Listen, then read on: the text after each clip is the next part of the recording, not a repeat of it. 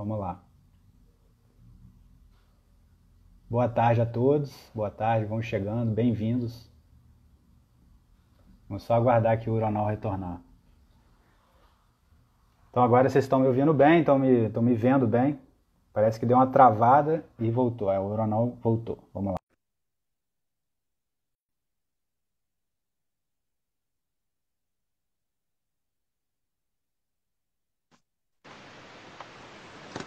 Olá, Uronal. Desculpa, Felipe. Não, que isso, tudo bem.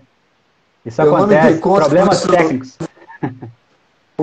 Eu tenho um celular que não é tão recente e ele desliga quando está com 40% de bateria. Eu não me dei conta que estava chegando em 40% e agora eu botei o carregador. Sem problemas. Mas a linha de raciocínio sua estava ótima. Pode continuar. Está muito boa. Estava gostando. Todo mundo estava elogiando aqui, inclusive. É verdade. Eu estou com um público, provavelmente, que é um público portador de doença. É isso, Felipe? A maioria das pessoas... Exatamente. Deixa eu só abrir aqui um parênteses aqui para explicar um pouquinho melhor para você. Eu criei um canal há aproximadamente 10 meses atrás, tá? Onde é esse aqui que a gente está falando, é o supertireoide, porque há aproximadamente 4 anos atrás eu tive um diagnóstico de hipotireoidismo e tireoidite Hashimoto. Então eu tenho essas duas patologias. Então eu pesquisei alguns especialistas na área para procurar ajuda, né, naquela época. E procurei uns 4 ou 5 endócrinos aqui na minha cidade. E todos eles me indicaram a levotiroxina sódica como único tratamento, e eu deveria tomar aquele medicamento para sempre. E eu não tenho nenhuma resistência com o medicamento. Eu acho que ele, quando bem indicado, ele pode salvar até vidas, né? Mas eu acho que não é todo o caso. Então eu fiquei muito curioso com essa outra possibilidade que poderia existir, que a não ser o medicamento. Então eu comprei todos os livros da Amazon, pesquisei os principais estudos disponíveis no PubMed, no Cielo, e me debrucei verdadeiramente nesse tema, né? E encontrei um protocolo em que algumas autoridades médicas dos Estados Unidos insinuavam na literatura, nos seus livros. Eu fiquei muito interessado naquilo, porque era uma outra opção, mas eu não sabia ainda se verdadeiramente funcionava, né? E aí eu peguei aquele protocolo e falei, bom, eu vou aplicar em mim mesmo e vou ver o que vai dar. Feito isso, eu tinha fadiga, eu tinha queda de cabelo, eu tinha aqueles principais sintomas de hipotireoidismo e Hashimoto. E eu comecei a aplicar em menos de 3 semanas, eu emagreci 10 quilos, acabaram todos os sintomas, eu diminuí o nódulo na tireoide, ou seja, eu alcancei a remissão, que é a ausência de sintomas, né? Então eu descobri que aquilo que estava sendo dito nos estudos e na literatura era verdade, e eu era a prova disso. A partir daquele momento, eu me senti na obrigação de compartilhar esse conhecimento com as outras pessoas. Foi por isso que eu criei esse canal. Então esse canal é predominantemente de pessoas com disfunções na tireoide. Tem outras pessoas que entram para pegar dicas nutricionais, estilo de vida saudável, porque a linha aqui é essa, né? É de procurar mudar os seus hábitos de vida, especialmente alimentares, para você voltar a ter bem-estar, qualidade de vida. E isso é válido para qualquer doença metabólica, doença autoimune, tireoide, diabetes, tumores, etc. Então essa é a pegada aqui do canal. Aí eu comecei a desenvolver e fiquei impressionado com a quantidade de gente que tem problema na tireoide. Por um lado, eu fiquei feliz por poder estar ajudando essas pessoas, mas por outro lado é assustador, porque nesses livros mostra que as doenças autoimunes já são a 4ª em acometimento no mundo. Só perde para cardiovascular, câncer e não sei qual é a 3ª, mas 4ª já é doença autoimune. A tireoide já vem ali 5ª e 6ª, e isso só mostra que a nossa sociedade está adoecendo, né? E isso é fruto daquilo que você estava falando. O nosso estilo de vida urbano, ele vem fazendo com que a gente antecipe algumas patologias que estão ali na nossa genética, que a epigenética mostra, né? Que hoje, não necessariamente, a gente precisa estar fadado àquilo que a gente recebe como herança genética. Então é interessante isso, porque eu trago essa pegada para o canal, e foi assim que eu mudei a minha vida. Eu, felizmente, hoje nem lembro que eu tenho tireoide. Então, eu quero ajudar as pessoas. Aí eu escrevi um livro, abri o canal, e você, eu já acompanho há muito tempo os seus vídeos, eu vejo que você segue essa linha, que vai usar o medicamento em último caso. Vamos tentar entender e compreender, conhecer o paciente primeiro e ver o que ele está precisando, com a visão holística do todo, né? Eu acho que isso é interessante, não só focado só na manifestação clínica, naquele local de dor ou que está gerando problema, né? E entender o paciente como um todo. Eu gosto dessa linha. Na verdade, eu sou médico, fiz a formação médica tradicional, estudei doença. Durante 20 anos eu fui médico da doença, eu sou ortopedista, médico do esporte, estudando as lesões do esporte. E tive muito sucesso profissional. Eu tenho uma clínica hoje, uma clínica aqui em Porto Alegre, que talvez seja a maior do Brasil. Só para ter uma ideia, a gente atendia antes da pandemia 8 mil pacientes por mês. Nós somos 40 ortopedistas. Mas mesmo assim, eu sofria da coluna. Ora, como é que um ortopedista pode sofrer da coluna se estuda tanto, se tem tanto sucesso profissional? Porque a medicina focada na doença é uma medicina que não gera cura, ela gera tratamento. Então, todos vocês que têm problemas na tireoide recebem tratamentos maravilhosos para manter a tireoide mais ou menos sob controle. Não Exatamente. Sob controle. Porque a tireoide, a doença tireoideia vai piorando gradativamente, mesmo com tratamento. Não só a tireoide, como qualquer outra doença. Mas nós médicos somos fechados, a gente não consegue olhar além daquilo que a gente aprendeu na faculdade, que é tratar com medicamentos. Até que caiu uma bomba na cabeça de alguém. Eu tenho feito várias entrevistas com médicos no Brasil que estão falando não só da medicina da doença, mas do outro lado, da medicina da saúde. Eu tenho observado, curiosamente, que todos eles, em algum momento, tiveram uma bomba na cabeça. A minha bomba foi uma hérnia de disco, e que, junto com a hérnia de disco, trouxe uma sensação interior. Aquilo que nós estávamos conversando no momento. Quando a gente olha para o seu interior, lá no fundo do interior, a gente encontra a verdade, a minha verdade, não a verdade do mundo, a verdade absoluta, a minha verdade. E a minha verdade berra mais alto do que a minha mente, do que meu pensamento, do que meu raciocínio. E há 23 anos atrás, quando eu tive uma enorme hérnia de disco cervical, que a minha razão olhava o exame e dizia assim, tem que operar, óbvio que tem que operar. Meus colegas da faculdade, o Ronaldo, tu é louco, tu tem que operar isso aí, tu vai ficar paralítico. Mas a minha verdade interior dizia assim, tu vai curar sem cirurgia. E eu tive, talvez, a felicidade de ouvir a voz interior e fui em busca da cura daquela hérnia de disco sem cirurgia. E a única maneira não era tratando, porque o tratamento era cirurgia, a única maneira era olhar para o outro lado e buscar o desenvolvimento da saúde. E eu comecei a buscar como é que eu posso aumentar minha saúde, aumentar minha saúde, aumentar minha saúde. E fui experimentando, fui buscando, fui mudando minha alimentação, fui mudando meu estilo de vida, fui mudando meus hábitos de saúde, fui aplicando exercício, fui fazendo, e as dores foram diminuindo e curaram. No momento que curou, 6 meses depois, eu fui muito claro assim, tudo que eu aprendi está errado. Porque o que eu aprendi tinha que operar. E tem uma coisa nova, que eu achei que era nova. E quando eu fui olhar mais profundamente, não era nada novo. Era muito antigo. Hipócrates, 500 anos antes de Cristo, dizia o seguinte, todos nós temos dentro de nós as forças naturais para se curar. Gente, preste atenção. Todos temos as forças naturais para se curar. Não é para se tratar, é para se curar. E por que que a gente não usa essas forças naturais que tem dentro de nós, ou essa força natural? Porque a gente inibe ela através de ações sabotadoras, ações autossabotadoras. E eu comecei a entender melhor a minha vida e comecei a aplicar na minha vida ações de crescimento.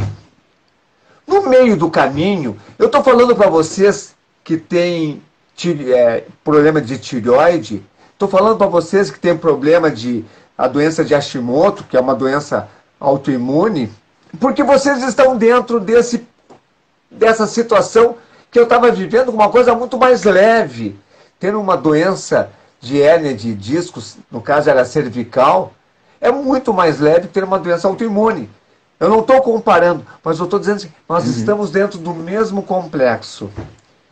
E dentro desse processo, a gente vai buscando soluções, vai buscando caminhos, e vai buscando filosofias.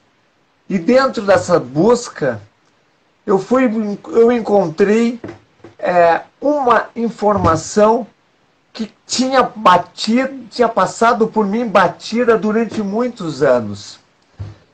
Eu sempre estudei os filósofos, eu sempre estudei a filosofia, porque filosofia é a arte de pensar. E no momento que a gente começa a pensar, a gente começa a elaborar conceitos, meus conceitos. E ao elaborar meus conceitos, eu começo a encontrar razões melhores para viver. E daí eu resolvi estudar uma pessoa. Jesus Cristo. Eu não sou religioso, eu não sou cristão, eu não frequento igreja, mas eu quis estudar quem é esse cara que fez tanta mudança no mundo e o que esse cara, Jesus Cristo, me desculpe a intimidade, o que ele fez, disse que eu podia utilizar na minha vida. E comecei a estudar os seus ensinamentos, aquilo que todo mundo estuda, nos evangelhos. E procurei uma Bíblia chamada Bíblia de Jerusalém, que é uma Bíblia escrita por um pastor, um padre e um rabino. Então os três escreveram a Bíblia e chegaram a uma linha, traduziram ela do aramaico, e chegaram numa linha que fosse mais ou menos aceita pelas três correntes. Eu estudei essa Bíblia e comecei a estudar os ensinamentos. Só por curiosidade, eu encontrei 107 ensinamentos que aplicava na minha vida naquele momento que eu estava vivendo. Cada ensinamento eu copiava numa folha, num cartão, e usava esse cartão de meditação. E assim passou-se muito tempo, até que caiu o mundo na minha cabeça. Eu encontrei um ensinamento, nem sei porque eu estou falando isso agora, mas veio a inspiração e eu estou falando. Perfeito. Eu encontrei uma mensagem dele que quebrou todo o meu mundo. Eu olhei aquela mensagem e disse, isso é mentira, isso não pode acontecer. Essa mensagem não é lógica, não tem coerência, isso aqui eu não acredito. E no momento que eu li uma mensagem de Jesus Cristo e não acreditei, eu entrei numa encruzilhada. Então ele deu essa mensagem aqui, porque ele é marqueteiro, ele queria discípulos, ou essa mensagem tem valor? Qual foi essa mensagem? Está lá, eu não sei de cor, mas eu não sei de cor aonde está, mas eu sei de cor a mensagem, porque de tanto que eu li, eu decorei ela. Isso deve fazer uns 15, 16 anos atrás, que dizia o seguinte: deveis ser perfeitos, como é perfeito o vosso Pai que está no céu. Talvez muita gente aqui seja cristão, católico, evangélico, não importa. Talvez muita gente considere, como eu considero, Jesus Cristo a pessoa mais importante que já nasceu, que já viveu nesse mundo. Será que se deram conta desta frase que estava... Eu falo aqui porque eu anotei, e o cartão que eu anotei chegou a ficar velho, amassado, porque eu lia durante muitos meses assim, isso não é lógico. Como que eu, uronal, um cara cheio de problemas, cheio de defeitos, posso ser perfeito como é perfeito Deus? Até que um dia eu me dei conta que isso é verdade. Nesse dia que eu senti no coração que eu posso ser perfeito, mudou a minha vida. E eu comecei, tá, parei? Então eu vou ser perfeito. Apesar da loucura que parece essa conclusão. Para eu ser perfeito, eu tenho que construir essa perfeição. E eu comecei a construir a minha saúde. A minha saúde, que eu divido em 7 dimensões. Saúde física, saúde emocional, saúde mental, saúde cultural, social, ambiental e espiritual. E eu comecei a construir em cada um dessas dimensões a minha saúde. E comecei a mudar a minha vida. Então vocês que são portadores de doença específico da tireoide, por que vocês têm problema na tireoide? Não foi porque Deus quis. Óbvio que não. Deus não quer o mal de ninguém. Não foi porque existe a bruxa malvada, aquela das nossas histórias infantis que vinha de vassoura. Não foi ela que jogou. Ah, o Felipe vai ter uma doença de Hashimoto e vai destruir a tireoide dele. Claro que não. O que aconteceu? O Felipe falou há pouco sobre genética e epigenética. Então deixa eu fazer um parêntese e vamos colocar essa questão no nosso assunto. Eu perdi minha mãe com câncer de intestino. A minha avó paterna também morreu de câncer de intestino. Logo, é certo que eu tenho genética para câncer de intestino. Certo. Mas eu tenho 69 anos e não tenho câncer de intestino. Muito antes, pelo contrário, eu tenho o intestino funcionando super bem. Eu não sinto sintoma nenhuma. Eu avalio as minhas evacuações e dou nota. Hoje a nota foi 9. Não estava legal ela, não estava 100%. Então eu estou super bem. Por que eu, que tenho uma genética para câncer de intestino, não tenho e nunca vou ter câncer de intestino? Porque eu tenho uma epigenética. Genética é esse relógio aqui. Está aqui, eu não posso tirar daqui. Em algum momento ela vai querer se manifestar, mas ela está bloqueada. Esse bloqueio em cima da genética, por isso que se chama epigenética. E essa genética eu não posso fazer nada. Meu filho tem, coitada dos meus netos também tem essa genética. Mas eu posso bloquear ela com a epigenética. E essa epigenética eu posso aumentar para nunca ter câncer de intestino. Então eu garanto para mim, que aí a única coisa que eu preciso garantir, para a única pessoa que eu preciso garantir, que eu vou viver 118 anos, não sei se eu vou viver tanto, se Deus quer que eu viva tanto, mas eu vou viver todo o tempo que eu tenho que viver e vou morrer de qualquer coisa menos câncer de intestino. Qual é a diferença minha de vocês que têm um conceito familiar, uma tendência genética de ter doença da tireoide? Porque vocês perderam a epigenética e deixaram que o gene se manifestasse.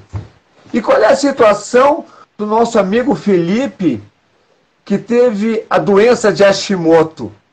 A doença de Hashimoto é uma doença que começou lá no intestino por uma perda de permeabilidade intestinal, e onde permeabilidade intestinal, para quem não sabe, a parede intestinal não deixa passar nada a não ser 3 substâncias, que são substâncias microscópicas. O aminoácido da proteína, o ácido graxo da gordura e a glicose do carboidrato, mais as vitaminas e sais minerais, e minerais em geral. Não passa pedaços maiores, porém, se começar a aumentar buracos na parede, passa coisas que não deveriam passar. E essas são as proteínas, né, toxinas e proteínas, né? Proteínas de difícil digestão e as toxinas, né? Essas que acabam gerando as inflamações. Né? E a proteína é uma coisa muito grande, exato, mas tem o aminoácido que é pequenininho, tem vários aminoácidos que são os peptídeos, que também passam, e depois passam proteína, e passam um corpo estranho, e passam inflamações, e passam germes, e passam um monte de porcaria. Por que, Felipe, houve esse aumento de permeabilidade? Óbvio, a resposta é tão óbvia que ninguém discute, porque perdeu-se saúde da parede intestinal. E por que perdeu-se saúde da parede intestinal? Porque perdeu saúde do corpo todo. O corpo todo está integrado. Mas eu não me dei conta. Infelizmente, a gente vai perdendo saúde e vai se adaptando. Mas o corpo sofre mesmo sendo adaptado. Então, hoje eu defendo claramente, depois de tudo que eu aprendi, nesse caminho todo, faz 23 anos que eu só estudo saúde. Vocês veem assim que eu tenho muito livro, dos 2 lados aqui, eu tenho muito livro. Todos esses livros são livros, não tem nenhum livro de doença. Todos os livros que eu tinha de doença, eu levei para a minha clínica e coloquei na biblioteca da clínica. Eu tinha aqui uns mais de 100 livros sobre doença, sobre medicina. Eu não quero estudar doença. Eu sei que, infelizmente, a doença, os médicos que estudam doença não conseguem ajudar ninguém a se curar. Tudo que está por aqui é sobre saúde. E eu comecei a estudar saúde e criei um programa chamado ProSer. Não estou fazendo propaganda, estou só comentando. Para colocar de que mais de 7.000 pessoas fizeram o programa ProSer. E as pessoas que fizeram o programa ProSer começaram a construir a saúde. Gradativamente, começaram a aplicar elas sozinhas, por conta delas, sem nenhum médico, sem nenhum remédio, sem nada. Elas começaram a investir gradativamente para melhorar a própria saúde. E, à medida que melhoraram a saúde, elas começaram a descobrir, a reanimar a força natural da cura dentro delas.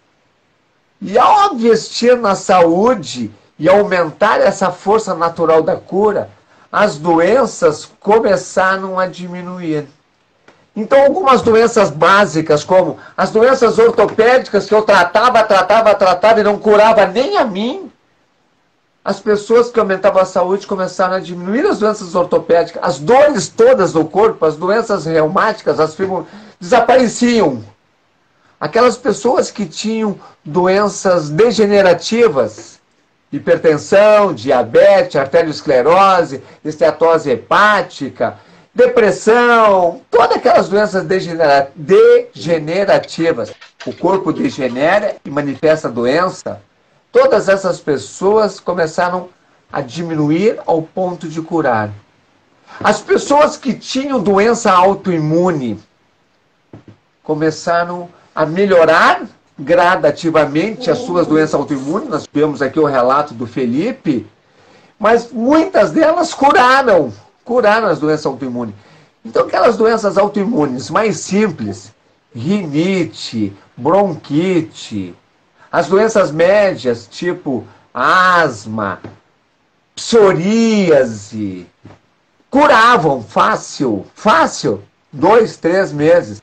As doenças um pouquinho mais graves, tipo diabetes tipo 1, tipo tireoidite de Hashimoto, tipo vitiligo, também começavam a melhorar, e acabavam curando, que é o que o Felipe estava declarando há pouco. Ele está melhorando, melhorando, melhorando, e está num processo de cura. Talvez ainda esteja tomando medicamento porque a tireoide não conseguiu recuperar. Não, eu nunca tomei. Nunca tomei medicamento. Ah, não tomou? Nunca tomei. Me indicaram, mas por minha conta. Inclusive, eu não recomendo que ninguém faça isso, porque o hormônio pode ajudar muito, né? Em determinado caso, essa reposição pode ser importante. Mas como o meu caso estava no início, eu tomei essa decisão e fui muito feliz e nunca tomei a levotiroxina sódica. Maravilha. Isso mostra, pessoal, de que o que aconteceu com o Felipe não é milagre. Não acreditem em milagre. Não é um acaso. Não acreditem em acaso. Não muito foi sorte. Foi muito trabalho. Existe o esforço para quê, Felipe? Para aumentar a saúde. Sim, exatamente. No momento que a gente pensa em aumentar a saúde, duas coisas vêm na mente. A primeira coisa é parar de fazer coisas que agridem a saúde. Essa é a primeira coisa. Parar de comer coisas que diminuem a saúde, parar de ter hábitos de saúde, hábitos contra a saúde, dormir tarde, ter que ficar estressado e tal. Diminuir esses hábitos, mas também fazer ações para aumentar a saúde. Quais são as ações para aumentar a saúde? Exercício físico, claro, está no topo das listas das ações. Fazer musculação, fazer intervalado, fazer aeróbico. Fazer ações para aumentar o controle mental do pensamento. Meditação, mindfulness, respiração consciente. Adotar hábitos de saúde importantes. Ir para o sol, ter um sono adequado.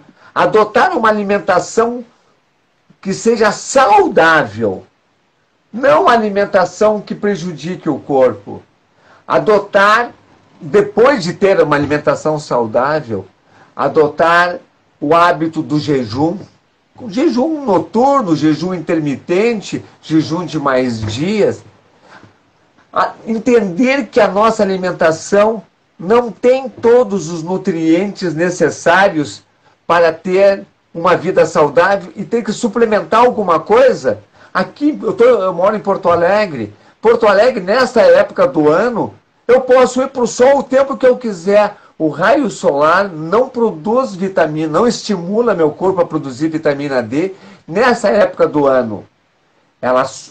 No Rio Grande do Sul, que é o estado menos favorecido do Brasil, nós só produzimos vitamina D com o próprio corpo de outubro, final de outubro, até fim de março, início de abril. Depois disso, o raio não atravessa a camada de ozônio, porque o sol fica muito inclinado. Então eu tenho que tomar vitamina D em suplemento.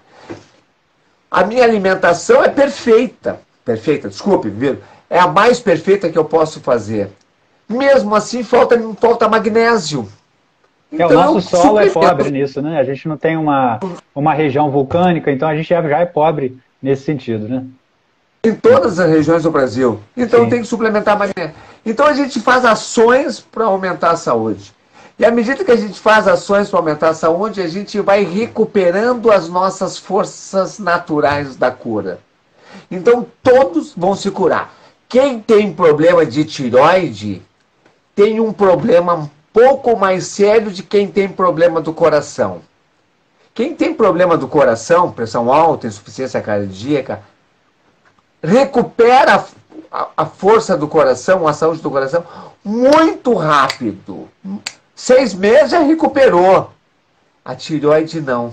A tireoide, como ser uma glândula, ela precisa primeiro que o corpo todo recupere. E isso as pessoas não entendem. Eu tenho dificuldade de explicar para as pessoas por que elas precisam primeiro eliminar toda a gordura desnecessária, ganhar capacidade cardiovascular, ganhar capacidade física, ganhar força física. Daí a pergunta que todo mundo faz, o que tem que ver a força física com a força da glândula da tireoide? são interdependentes. Eu só posso aumentar a força da minha tireoide ou do meu cérebro, que é o que eu mais quero, se eu aumentar a força física. E para aumentar a força física do... Então, se eu conquistar tudo isso, eliminar todos os outros problemas, a tireoide cura. Eu tenho visto vários casos, dezenas de casos de cura da tireoide. Pessoas que tomam remédio para tireoide e param de tomar remédio, porque é plenamente possível curar a tireoide. Outro ponto importante, perfeito que você colocou, concordo com tudo. Tem um outro ponto importante, que é a resistência insulínica, né? Isso acho que é o grande mal do século, né? As pessoas estão viciadas em carboidratos, né? A gente consome muito carboidrato, especialmente simples. E especialmente a tireoide, que o T4 ele é predominantemente metabolizado no fígado, cerca de 60%. E quando a gente tem resistência insulínica, a gente prejudica o fígado, a gente prejudica o trato digestivo, o sistema endócrino, imunológico. Então, a resistência insulínica, a meu ver, é um grande problema para todas as doenças metabólicas, né? Então, se as pessoas diminuíssem os carboidratos, ou preferencialmente substituíssem os carboidratos simples por algo mais in natura, para que contesse mais fibra e houvesse menos pico glicêmico, eu acho que seria uma grande dica para começar a história aí de tratamento. Entre essas dicas perfeitas que você colocou, como o ajuste no sono, controle do estresse, alimentação, atividade física, é uma coisa que não pode faltar, em hipótese alguma. Isso é importantíssimo para qualquer indivíduo, saudável ou não, né? Então, perfeito, concordo, só queria incluir essa resistência insulínica e acredito que você deve concordar com esse tema, né, com esse tópico. E daí, mas eu me coloco no lugar dessas 373 pessoas que estão nos assistindo. Muitas delas estão fazendo a seguinte pergunta: mas carboidrato não é importante para a vida? Nós não temos que comer carboidrato? Sim. Claro que não! Por que não? Porque os nossos ancestrais só sobreviveram porque eles não precisavam de carboidrato. Quando que surgiu o carboidrato na história da civilização? Há 10 mil anos. Foi ali que começaram a plantar os cereais. Antes dos 10 mil anos, o indivíduo acordava de manhã, o teu tataravô acordava de manhã, não tinha comida, e ele saía em jejum para a mata em busca de comida para sua família, para sua tribo. E daí, no meio do caminho, ele encontrava o inimigo. E ele tinha que ou lutar ou morrer, ou fugir. E ele tinha que lutar e tal. E tinha energia para isso, lutava e conseguia sobreviver. Andava mais 2 horas e encontrava um leão. E ele não podia lutar com o leão, porque o leão era mais forte que ele tinha que fugir. E fugia. Com uma energia enorme, subia na árvore e escapou do leão.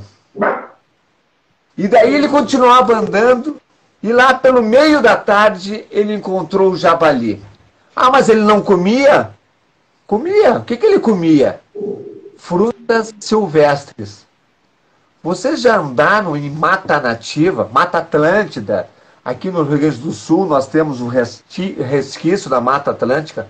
Já encontraram frutas comestíveis na Mata Atlântida? É muito difícil.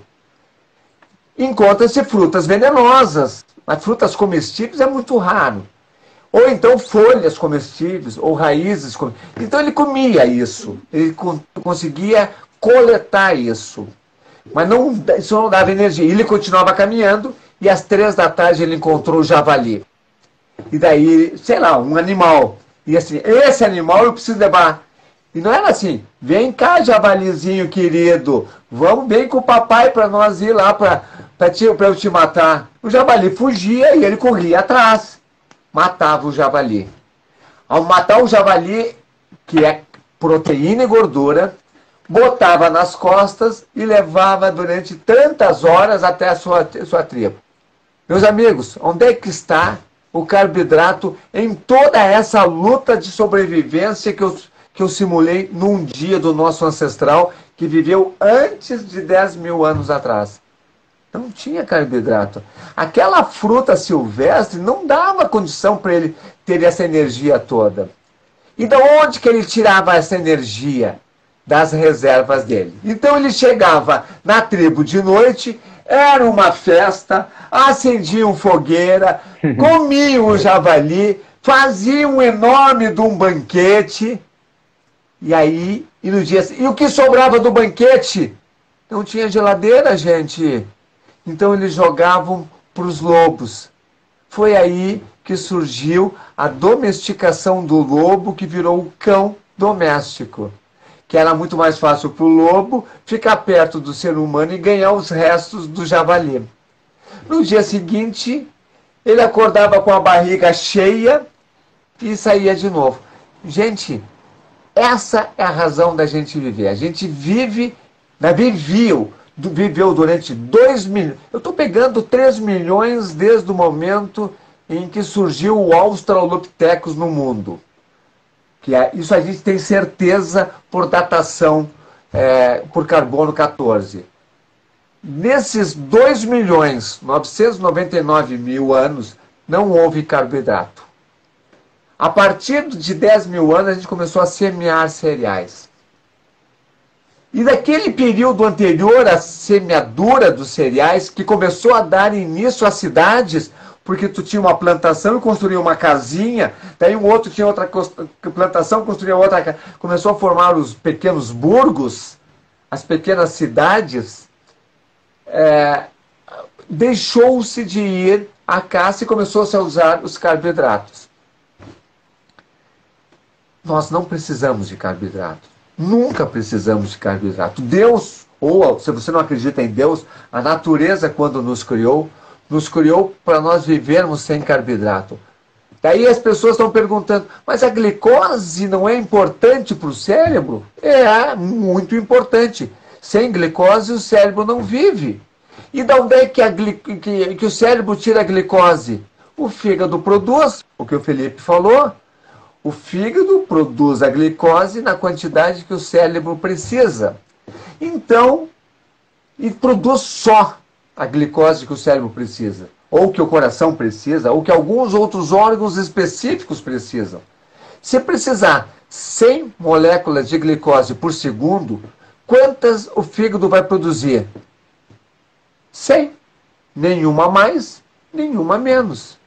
Então, aquela glicose é suficiente. Essa glicose que é produzida pelo fígado usa uma merrequinha de insulina. E essa insulina ajuda a glicose a entrar dentro da célula cerebral. Porém, de 50 anos para cá, gente, não é muito tempo, é desde a Segunda Guerra Mundial, começou um acúmulo, um exagero de uso de carboidrato.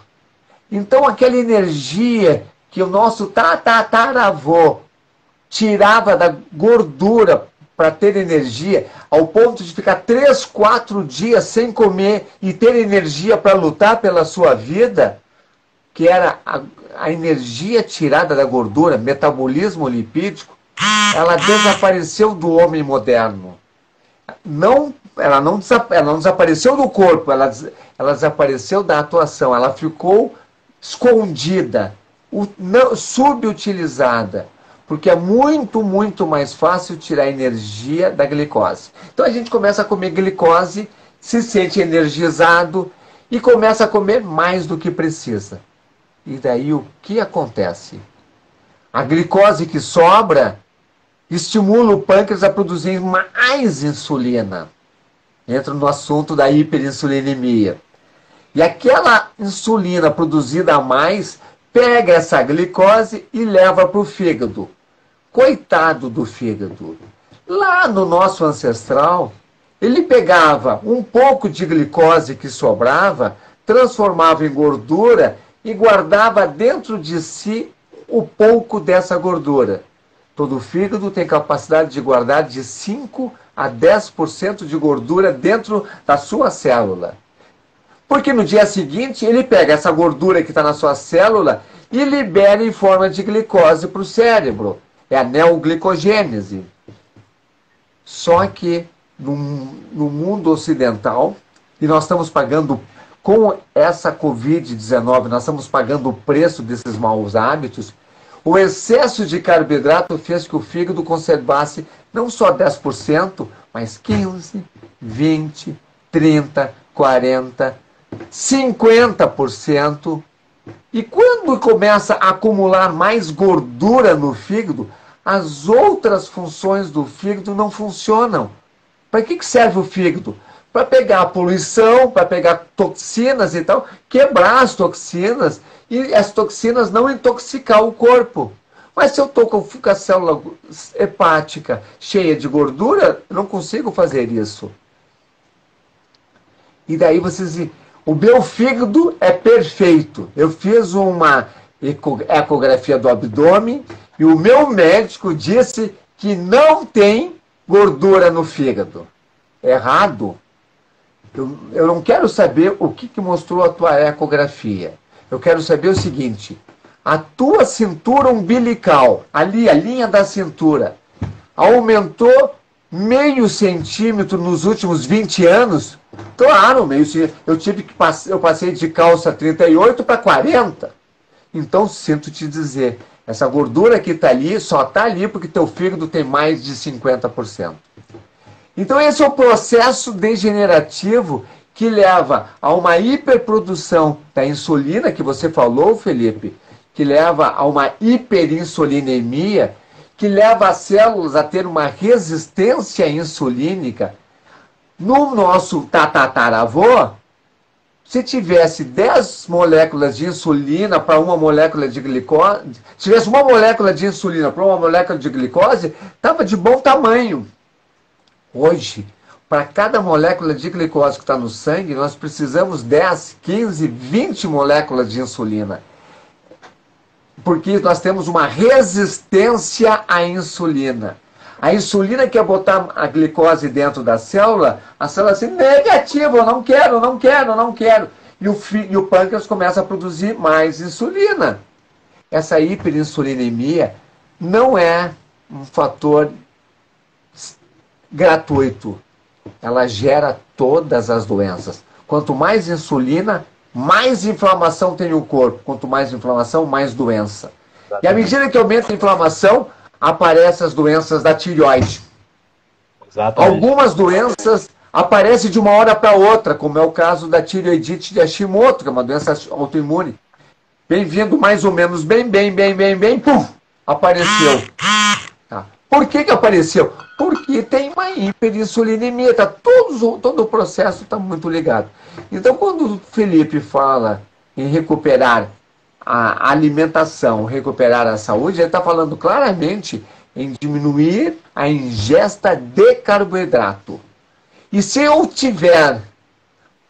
parente meu tiver, eu não vou ter, com certeza, mas se algum parente meu tiver uma doença de tireoide, eu passaria o dia inteiro mostrando todos os artigos científicos que eu tenho que mostram que ele tem que fazer uma dieta, no mínimo, low carb, com baixo carboidrato.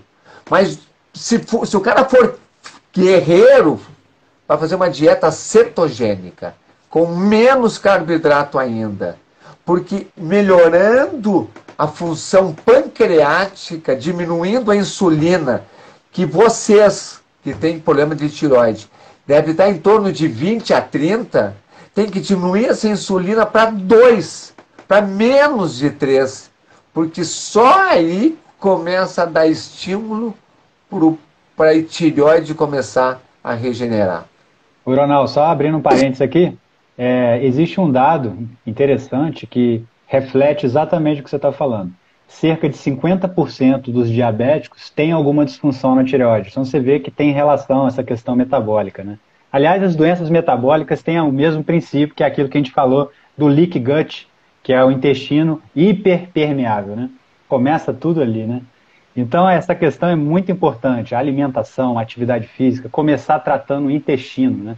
Fundamental. E uma das estratégias para, além de minimizar o consumo de carboidrato, o jejum também é muito curativo nesse sentido, né? Mas existe um estudo científico de 2010 que foi feito na Holanda que deixou uma dúvida, isso que eu queria até conversar com você. O que você acha desse assunto?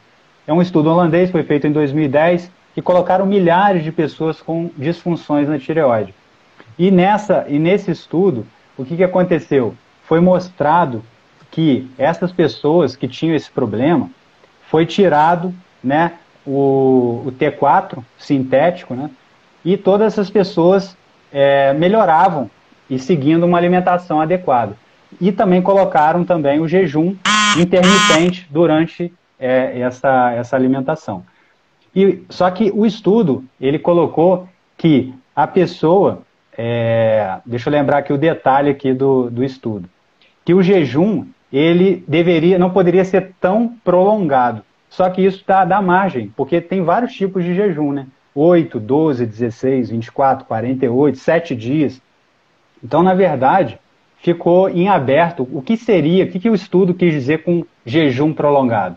Então, acho que entra também o bom senso de que cada um tem uma individualidade e deveria se analisar o que seria melhor para si. Eu, particularmente, faço jejum de 24 horas, começo uma cefaleiazinha, mas com 18, 16 horas eu me sinto muito bem. Agora, tem pessoas que não se adaptam bem a esse tipo de coisa. Lembrando que a cefaleia pode ser um início de detox, né? Eu já li isso também, que no jejum, quando você começa a apresentar alguma manifestação, você pode estar começando uma desintoxicação do fígado. Então, é isso que eu queria saber. O que você acha desse estudo? Você acha que é válido o jejum para esse caso de tireoide ou não? Não, o jejum é uma das 10 ações mais importantes para a saúde.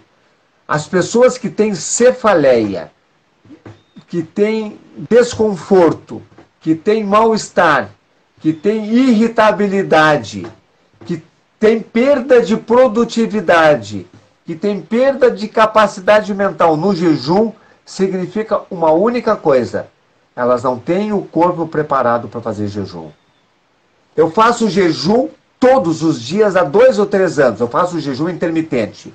Às 6 horas da tarde, hoje, eu vou jantar, porque às 6h30 eu tenho uma live. Estou convidando vocês já para assistir essa live. Eu vou fazer uma entrevista com o Dr. Lucas Futimoni,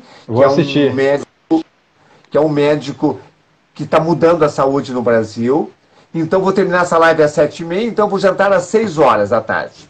Vou passar a noite sem comer nada, não vou tomar café da manhã. Amanhã, domingo, às 11 horas, entre 11 e meio-dia, vou fazer ginástica, vou fazer exercícios com peso. Eu tenho peso aqui na minha casa. E só depois que eu vou comer. 1 ou 2 vezes por semana, eu faço jejum de 24 ou 36 horas. Nunca tenho nenhum sinal e sintoma, porque meu corpo está preparado, como o corpo do meu tataravô estava preparado para passar 2, 3 dias sem comer, sem passar mal. Você faz quanto tempo de jejum? Quantas horas de jejum que você costuma fazer? Regularmente, todos os dias, 18 a 20 horas por dia. 1 ou 2 vezes por semana, jejum de 24 horas. Cada 15 dias eu faço 36, uma vez por mês eu faço 48 horas. Eu não tenho feito nos últimos 12 meses mais do que 48 horas de jejum. O jejum é um dos 10 maiores recursos para recuperar a saúde. Ele é fundamental para aumentar a longevidade. Mas mais importante que isso, ele é fundamental para aumentar a minha capacidade cognitiva. Eu não sei como é que vocês são, mas eu sou intelectual. Eu trabalho aqui na frente desse computador, eu fico lendo o dia todo. Eu sento aqui 6 horas da manhã, fico de hora em hora, eu saio daqui, faço um movimento, mudo e volto para cá e fico até as 9 horas da noite, de segunda a domingo. Esse retiro do isolamento não mudou a minha vida, pelo contrário. Eu me chamo menos fora da minha casa, eu consigo me dedicar mais aos estudos aqui. E eu preciso ter um cérebro de alta capacidade. O jejum me faz isso. Então eu marco normalmente as entrevistas, começa a entrevista do Felipe, para o turno da tarde. depois que eu almocei. Porque de manhã eu não abro mão do meu tempo de estudo aqui. Isso só o jejum pode me dar. E eu quero que, nós não sei quanto tempo nós temos, mas eu não quero deixar passar a oportunidade para dizer que todos vocês, nós estamos com 415 pessoas nos olhando, todos vocês podem conquistar uma saúde que nunca tiveram na vida. Eu tenho 69 anos, hoje eu tenho uma saúde excelente. Há 2 anos atrás estava melhor, eu perdi um pouco de saúde e estou lutando para recuperar a saúde que eu tinha com 67 anos. Mas hoje eu tenho mais saúde do que quando eu tinha 25 anos. Hoje eu tenho mais força física, eu tenho mais controle mental, eu tenho um sono melhor, eu tenho menos estresse, eu durmo melhor, eu medito melhor, eu vivo melhor hoje com 69 anos do que quando eu tinha 25 anos. Então todos vocês conseguem conquistar uma saúde que nunca tiveram na vida. Não depende de nada, de ninguém, exceto de vocês mesmos, capazes de lutar para construir essa saúde, de fazer pequeníssimos passos, dia a dia, para aumentar a saúde, sem se preocupar em curar a doença, sem se preocupar em curar a diabetes, a tireoidite, o hipotireoidismo. Não se preocupe com a doença. Você não pode fazer nada para a doença. A única coisa que você pode fazer é aumentar a sua saúde. E para aumentar a sua saúde, são ações diárias que você pode fazer. Eu falei que eu tenho um programa de saúde chamado ProSer, mas eu criei durante essa pandemia um programa chamado Assinatura da Super Saúde. Nessa Assinatura da Super Saúde, o número 1, que foi há um mês atrás, eu falei sobre aumentar a imunidade. Eu não estou fazendo propaganda, eu estou só mostrando para vocês como é possível.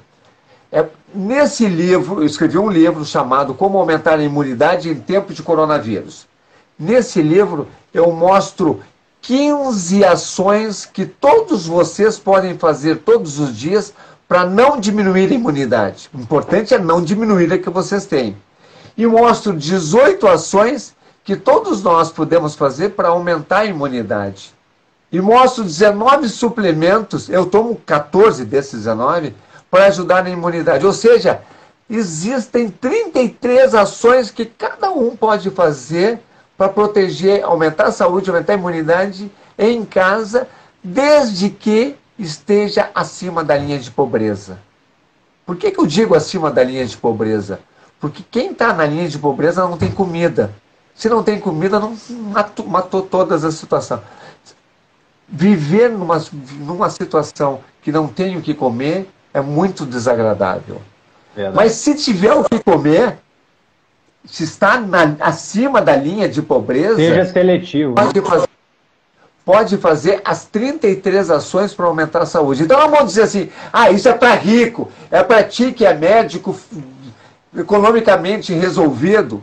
É mais fácil para mim, porque eu posso sofisticar, mas qualquer pessoa, para adotar uma alimentação saudável, gasta menos do que para adotar uma alimentação que gera tireoidite, que prejudica a tireoide. Tem a questão emocional também, que você citou um pouco atrás também, que é um dos pilares dessa questão, que ajuda o sono, que ajuda em todo o processo de recuperação, né? Então, trabalhar também a mente, é isso que você está falando. É gratuito, você não precisa nem gastar dinheiro para trabalhar suas emoções, né? Você pode trabalhar melhor as suas relações e você vai ganhar isso, inclusive na sua patologia. Você vai melhorar a qualidade da sua vida e seu bem-estar. Então, esse é um dos pilares. As pessoas hoje estão muito ansiosas, muito nervosas. Aquela historinha que você contou anteriormente do rapaz indo caçar o seu alimento, aquele momento da caça era o único momento de estresse dele no dia. Hoje, a gente passa o ano inteiro ansioso, né? Boa parte da população se encontra nesse estado. E isso torna o organismo mais inflamado. E como você disse, quanto mais inflamado, mais propenso ao adoecimento. A gente dá o start na nossa genética. Então, um dos pilares, além da alimentação, que é fundamental, atividade física, o emocional é gratuito. Quando você quiser investir numa terapia, talvez seja um caminho. Mas existem outras também. A própria atividade física pode ser uma terapia. Para mim, eu pratiquei jiu-jitsu quase 10 anos da minha vida, não fico sem atividade física, eu nado, pedalo. Ontem eu pedalei 38 quilômetros. Então, não foi de graça esse resultado de estar hoje sem sintomas, 10 quilos a menos. Não acordei, tomei uma pílula mágica ontem e acordei sarado hoje. Não, é o contrário. É um trabalho consistente. Não é uma dieta de 3 semanas e nem uma atividade física para 2 meses para entrar no vestido daqui a um tempo. É um trabalho consistente de anos, semanas, em que você vai colher um bom resultado lá no futuro. Esse é o caminho. Verdade. Perfeito, Felipe. É isso aí. Ronald, acho que a gente está chegando aqui no nosso tempo final. A gente já falou bastante. Acho que conseguimos agregar, principalmente você, trouxe muito conteúdo relevante para nós. Foi muito importante a sua participação. Agradeço demais. Foi um prazer. E a gente vai conversando, quem sabe marcar uma outra live com outro tema, outro assunto, para tentar ajudar toda essa turma aí, tá? Muito obrigado. Eu fico muito feliz de estar aqui participando. Não importa quantas pessoas estão assistindo essa live, o importante para mim, que eu ficaria muito feliz e me sentiria realizado, se uma pessoa de vocês que estão assistindo acreditasse que a solução para o problema de vocês está dentro de vocês, está nas mãos de vocês, e que você pode aumentar gradativamente a saúde, não de um dia para outro, não por uma pílula mágica, não por um passe milagroso, mas sim construir gradativamente uma saúde melhor. Não importa os problemas ficam para trás. O importante é construir gradativamente essa saúde. E à medida que vai construindo a saúde, vai se notando uma diminuição dos problemas. A pessoa 100% saudável não tem problema. Quanto mais saúde se conquista, mais os problemas diminuem. Até chegar ao ponto da cura. Cura completa. Eu, quando estudei na faculdade de medicina, e durante 20 anos, eu era proibido de falar em cura, porque não existe tratamento que cure. Mas eu tenho visto milhares de pessoas curarem seus problemas, como o Felipe curou a tireoidite dele, adotando hábitos de saúde. É claro que se o Felipe der um tiro no pé e começar a adotar os hábitos de doença, vai voltar a tireoidite, é óbvio. Então não é uma cura para sempre que vai desaparecer, não. É um processo de cura enquanto estiver investindo em saúde. Eu costumo dizer que é a remissão, né? A ausência de sintomas. Eu alcancei a remissão por muito trabalho, mas se eu começar a voltar ao meu estilo anterior, naturalmente eu vou adoecer novamente. Sim, perdeu saúde, aumenta a doença. Exato. Isso é tão simples que uma criança de 10 anos entende. E vocês que estão me assistindo certamente têm mais de 10 anos e certamente conseguem entender essa linha de raciocínio. O Ronald vai acabar em 20 segundos, tá? Só para te avisar que o Instagram me sinalizou aqui. Então, um grande abraço, uma super saúde, uma super imunidade para vocês. Um prazer, um grande abraço. Tchau, tchau.